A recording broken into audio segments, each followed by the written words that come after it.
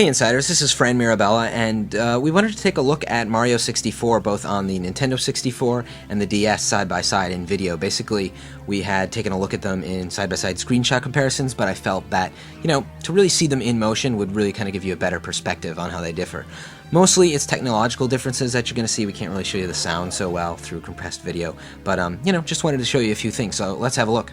I think one of the first things you'll notice is that both versions definitely look pretty similar. It's not like there are huge differences here, but I think that there are some surprising ones. What you'll notice is in the DS version, Nintendo has gone back and it's sort of spruced up the worlds a little bit. There's blocks that are lying around here or there. They've just added in a little more geometry to the worlds, kind of change them up, and they've also changed the textures, and I think that's obviously one of the most apparent differences. On the DS, there isn't any anti-aliasing filtering, which sort of gave it that smeared look on the Nintendo 64.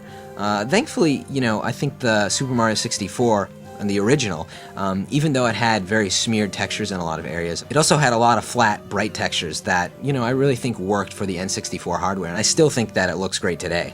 The DS, on the other hand, has none of this filtering going on, so things are going to look a little more pixelated. Nintendo has also upped the ante in terms of texture quality.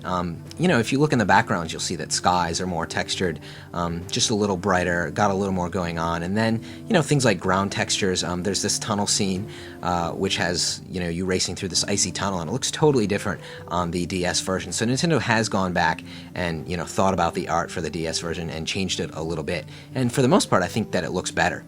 Then there's like this underwater scene where you can definitely tell the two versions are very different. I think they both have their strengths. The N64 version sort of has that kind of green, definite look that you're under the sea, and then the DS version is very crisp and clear, which I also like. But I think beyond that, the DS version definitely goes the extra mile in terms of adding polygons to characters. So I think the modeling definitely adds to the experience a lot. Things like the thwomps, which you see here, look definitely a lot better on the DS. They're just fully modeled with the jagged edges. And then you have like Goombas, which also look a lot more like what a Goomba looked like on the original NES where they were created. So, I think the DS has its strengths, and overall graphically it does look better.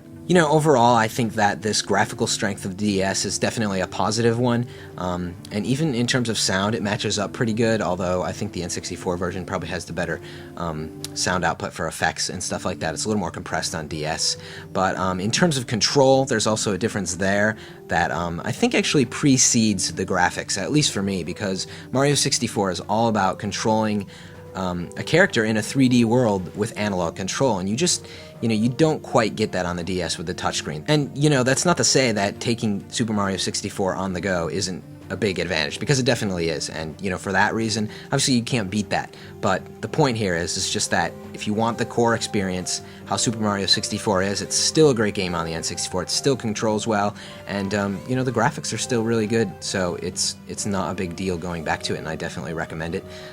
If you want to check out the DS though, it's got the mini games, it's got multiplayer over wireless, and it's portable, and that's really cool too. So hopefully you've enjoyed this side-by-side look via video. I know it definitely helped me out just once we put it together. So hopefully it was informative, and we'll see you around next time.